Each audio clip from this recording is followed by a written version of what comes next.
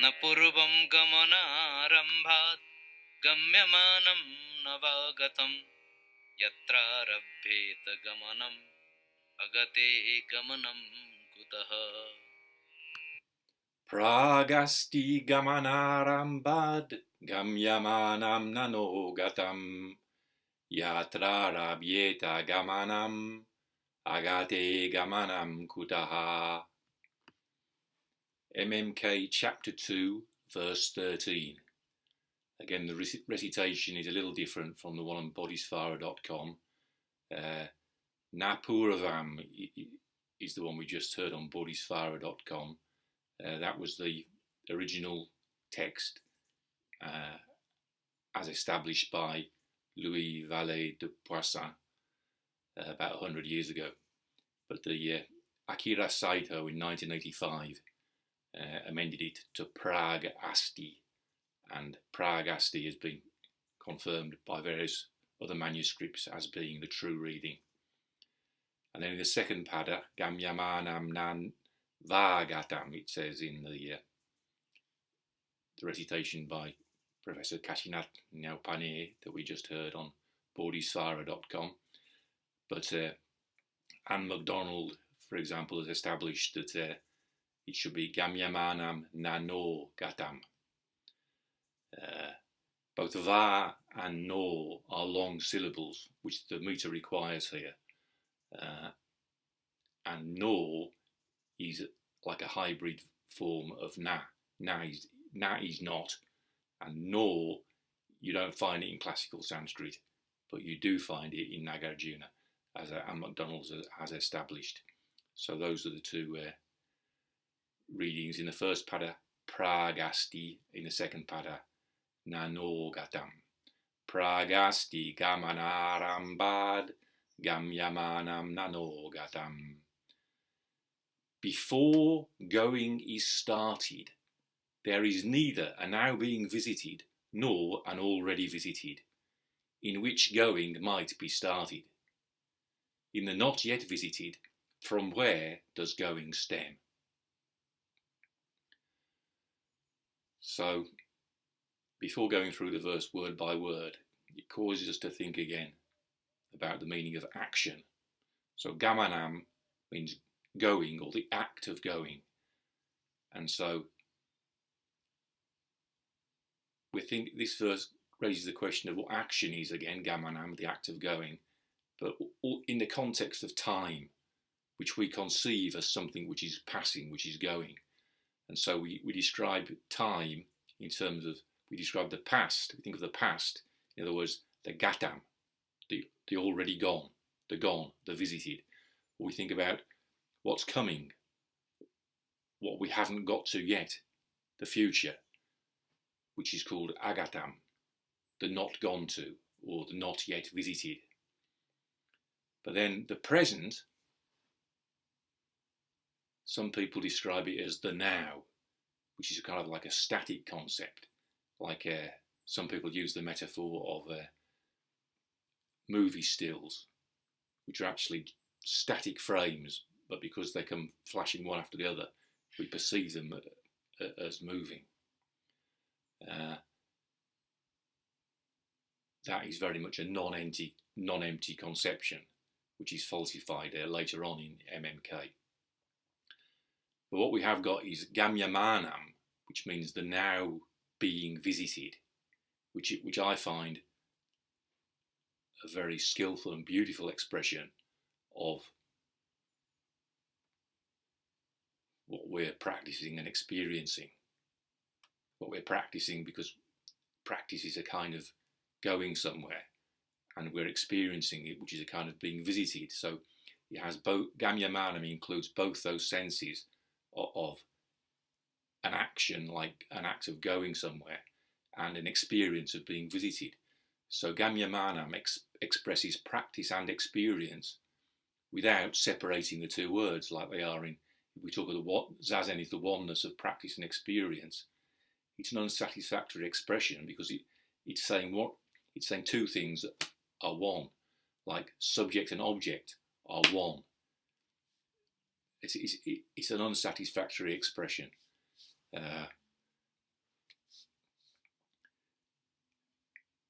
And the world, in a sense, is words become flesh when that kind of divided understanding prevails. You have, like in the 1980s, Nishijima Sensei saw it as the world history was in the final stage, which like the semi-final was the Second World War, where nationalism was defeated by democracy, and then in the Cold War of the 80s, it was American idealism versus Soviet materialism. That's how he saw it, the battle between idealism and materialism. And in Shobogenzo, you've got the phrase Dan-ken Gedo, or you've got Joken Gedo, it's the American way, Joken Gedo. Joken Gedo means eternity view off the way, so the non-Buddhist view, the non-Buddhist eternity view. And Dan-ken Gedo, the cut view, the non-Buddhist cut view, the cut view off the way. So Nishijima Sensei saw it like that. It was Joken Gedo was idealism and Dan-ken Gedo was materialism. But when you go back to what the Buddha said about the two views, the eternity view and the cut view, the view of annihilation, he's not really talking about idealism and materialism. What he's talking about is a thing exists or a thing does not exist. Those are the two views. So if you want to frame it, the idealism versus materialism debate in those terms, then you can say that the idealistic view is that meaning exists, and the materialistic view is that spiritual meaning does not exist, or God exists is the eternity view, and God does not exist is the annihilation, the cut view. Similarly, if you want to frame that, you can say that the American dream is about affirming the individual. The individual is free to make it. So the American view is the eternity view in the sense that every individual can make what he wants of his or her own life, whereas the communist view is the individual doesn't exist as a thing unto himself. What's important is the totalitarian state. So again, it fits into it. It fits into the framework the Buddha laid out there. But it's important to go back and understand what the Buddha was actually saying. The Buddha is saying the eternity view is that a non-empty thing exists. And the view of annihilation is that a non-empty thing does not exist. But the dependent arising, the Buddha taught in the middle, says both views are false because there's no non-empty thing. That those two views are both have a false basis discussing non-empty things. It's taken for granted this chair in front of me. It's taken for granted that there's a chair in front of me. So then does it exist or does it not exist? And what the Buddha says is no, there is no chair in front of you. Your conception that a chair is in front of you, that's prapancha. You are spinning into existence a chair that originally neither exists nor does not exist. A chair is a samskara, a confection, something confected by the mind. In reality, there is not a chair. That a chair exists is not true, and that a chair does not exist also is not true, because reality is an empty happening. Our life is an empty happening. What we call action is an empty happening. So even gamyamānaṁ, the now being visited, includes the sense of something. It's a beautiful expression because it includes practice and experience.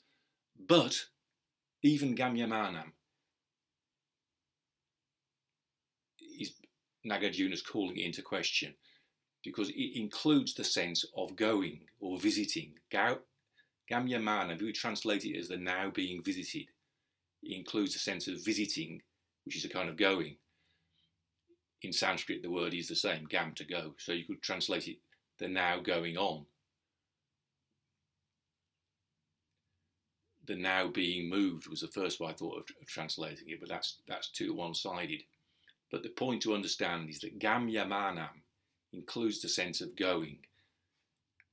And so in this verse, Nagarjuna is asking us to think about in what sense time is a going.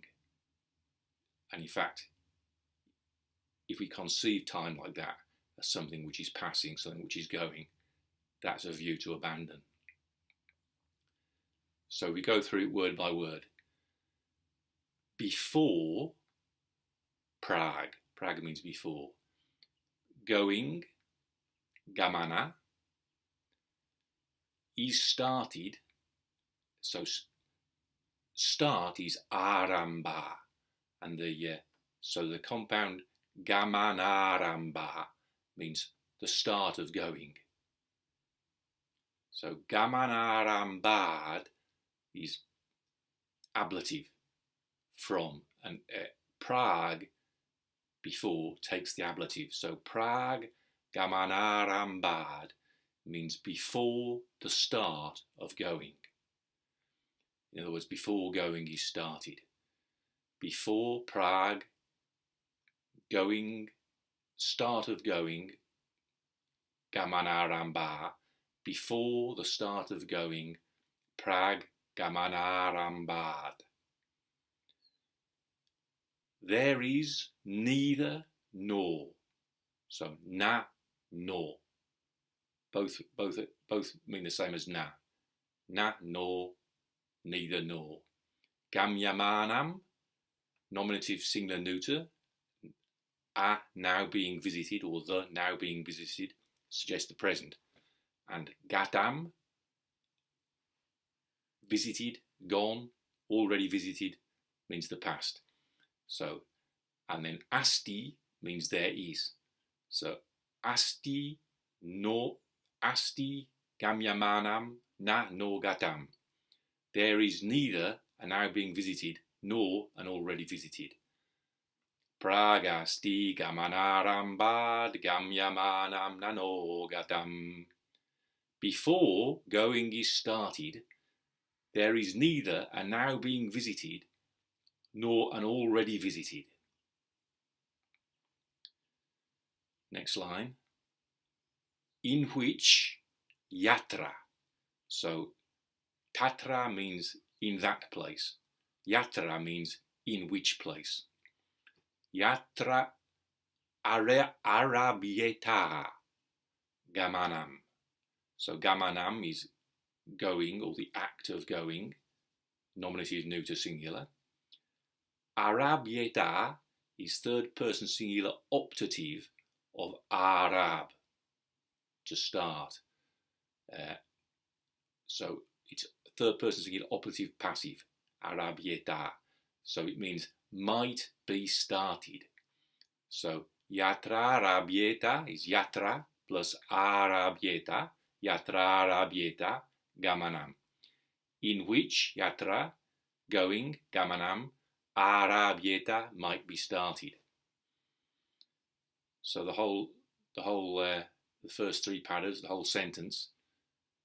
Before going is started, there is neither a now being visited nor an already visited, in which going might be started. So the point is, if we conceive, again, what did the Buddha teach? What did the Buddha teach? That question is answered in the dedicatory verses right off the bat. Pratitya samutpadam. The Buddha taught dependent arising. But as I tried to explain in the dedicatory verses, what's been transmitted through all the Buddhist patriarchs of India, China, and Japan, is what the Buddha actually taught was sitting meditation, sitting in zazen. So for me, pratitya samutpadam is an expression of the practice and experience of sitting in zazen. In the same way that Shobo Genzo, the Zo means treasure house, Gen means I, Shobo means true Dharma. So the treasure house of the I of true Dharma. Nishijima Sensei pointed out many years ago to me that was, Master Dogen saw that as an expression of this practice of sitting in full lotus. This is the embodiment of Shobo Genzo. And similarly, in Asvaghosha's two epic poems, the first one, Buddha Charita, means it's the biography of the Buddha. So Buddha, the awakened one, Charita, the action or the life of the awakened one. But also you can understand it to be Buddha is past participle of Bud, to wake up. So Buddha Charita suggests awakened action.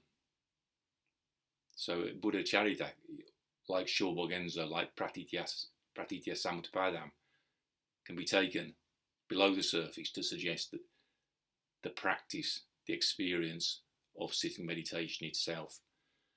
And then Soundarananda, again on the surface, it's a story of a handsome Nanda being the Buddha's half brother, Nanda, who was well known for being very good looking. So handsome Nanda was his nickname. But at the same time, Nanda means joy. And Soundara means beautiful. So Soundarananda, beautiful joy, can also be taken as an expression of sitting meditation, which Master Dogen described as Anraku no Homon, a joyful gate, the peaceful and joyful gate to Dharma. So, for that reason, I'm suggesting Pratitya Samutpadam. It means the act of sitting meditation. But then, okay, then how far does that get us? What is the act of, are we here to deepen our understanding of what the act of sitting meditation is? And I'm suggesting, after 35 years of exploring that kind of thing, that we can't understand what sitting meditation is. What we can deepen our understanding of what it is, of what it's not. And I think that's why the dedicatory verses start off with the famous 8 negations. Anirodham, Manutpadam, Manuchedam, Ashashvatam, Anekartam, Ananartam, Anagamam, Manirgamam. Beyond cessation, beyond springing up, beyond being cut, beyond eternity, beyond identity, beyond difference, beyond coming, beyond going away. In a sense, the whole of MMK is really just an exploration of what's expressed in those dedicatory verses. So this verse also, it's about an action of going, of which Pratitya Samutpadam is a kind of going, a going up by going back, a springing up by going back. So Prati includes the meaning of going back. The E of Pratitya means go back. And Samutpada, the pad of Samutpada, means springing, flying. So Pratitya Samutpada, springing up together by going back. It's dynamic, it's about going. And Anagamam and Nirgamam suggests time. It's beyond agamam, beyond coming. anirgamam, beyond going away.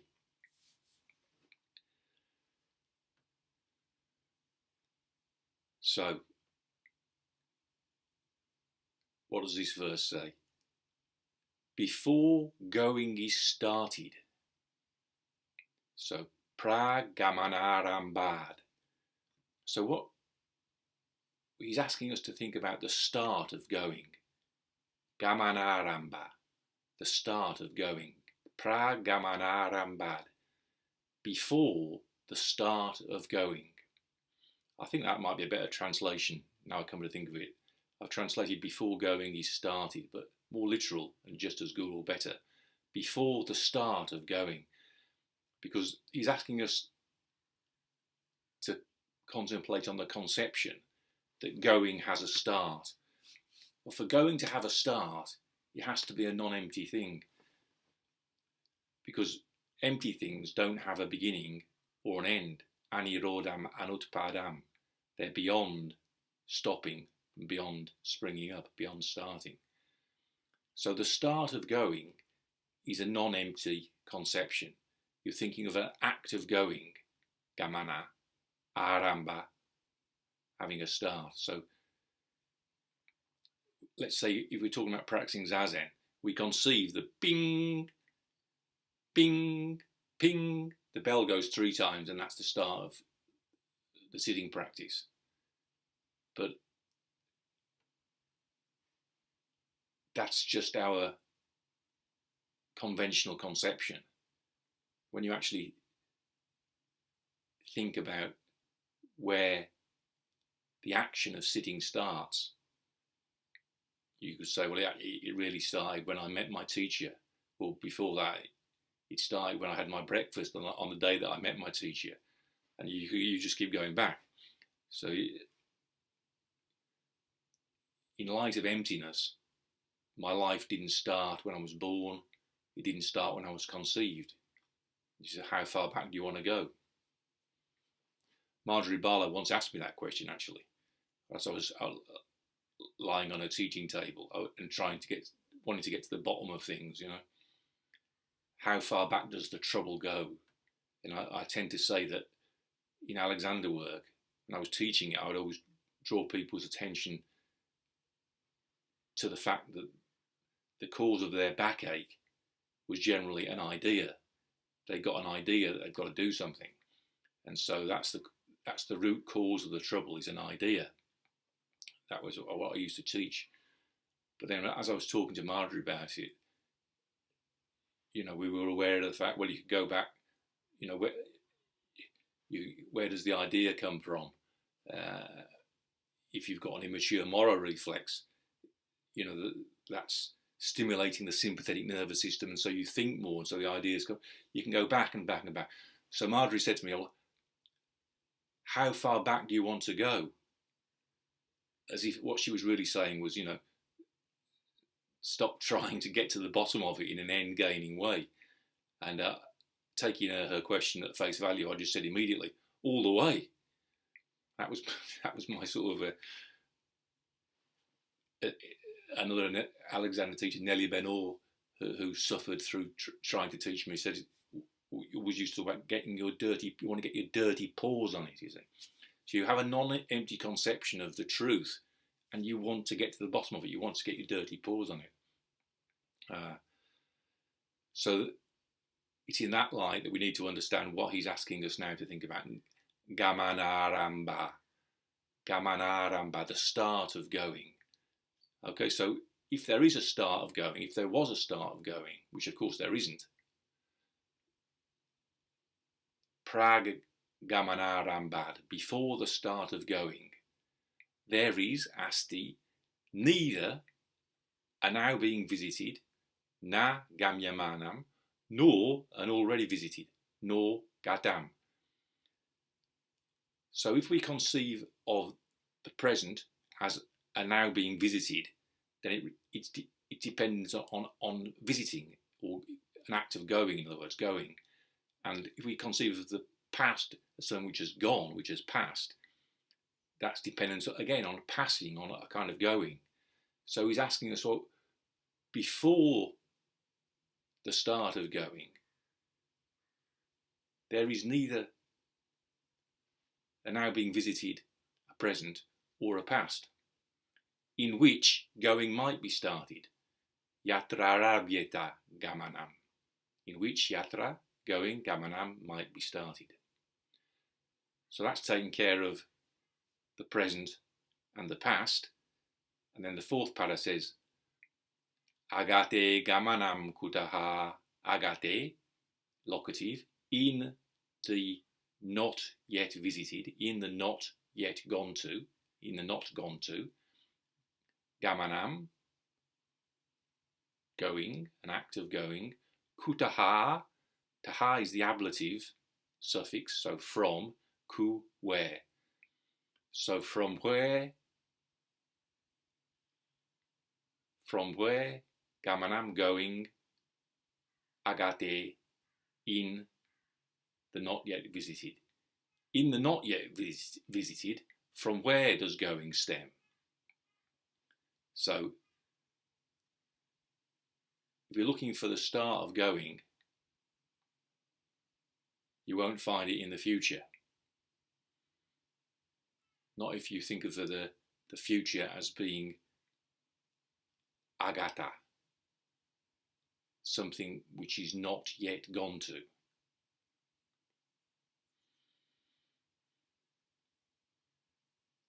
Going can't start in a future that is not yet gone to.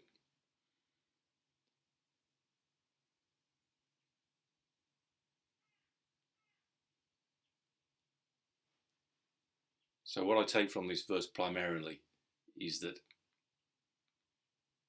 see, as Alexander said, all you'll ever know in this world is that you were wrong.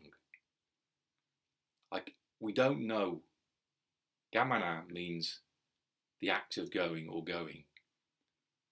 And it's impossible to understand what that is as an act of going.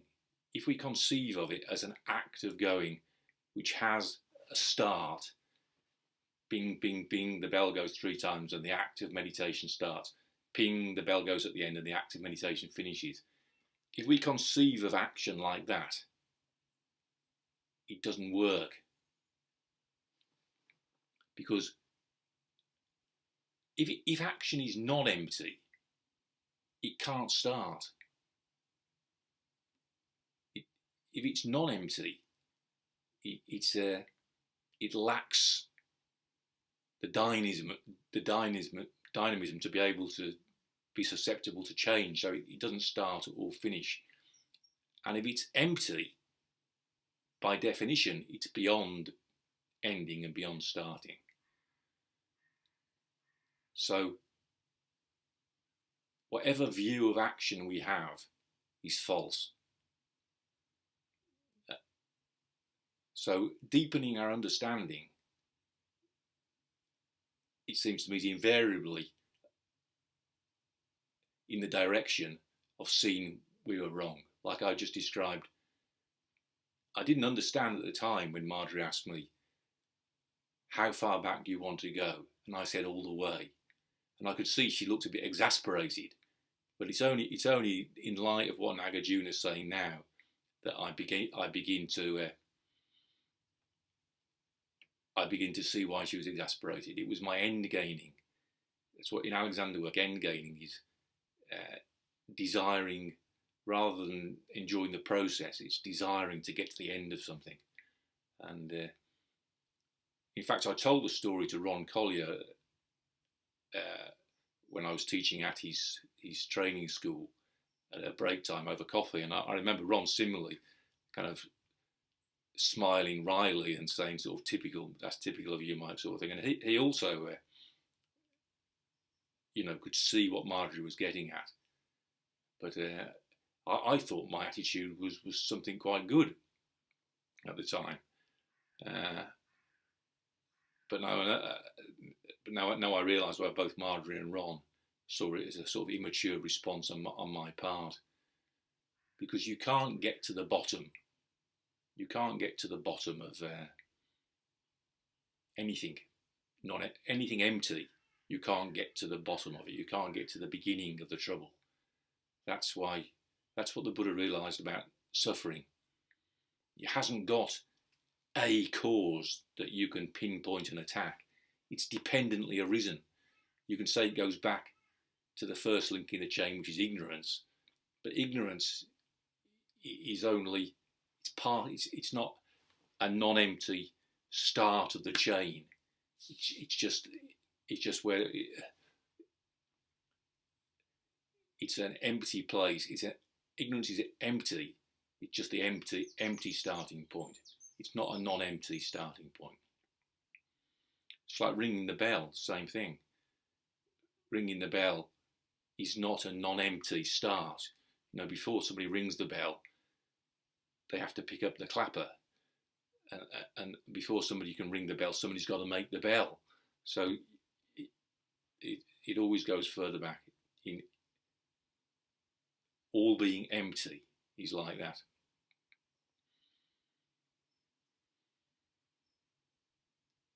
Prāg asti gamanārambhād gamyamānaṁ gatam yatrārabhyeta gamanam agate gamanam kutaḥ. Before the start of going, there is neither a now being visited nor an already visited, in which going might be started. In the not yet visited, from where does going stem?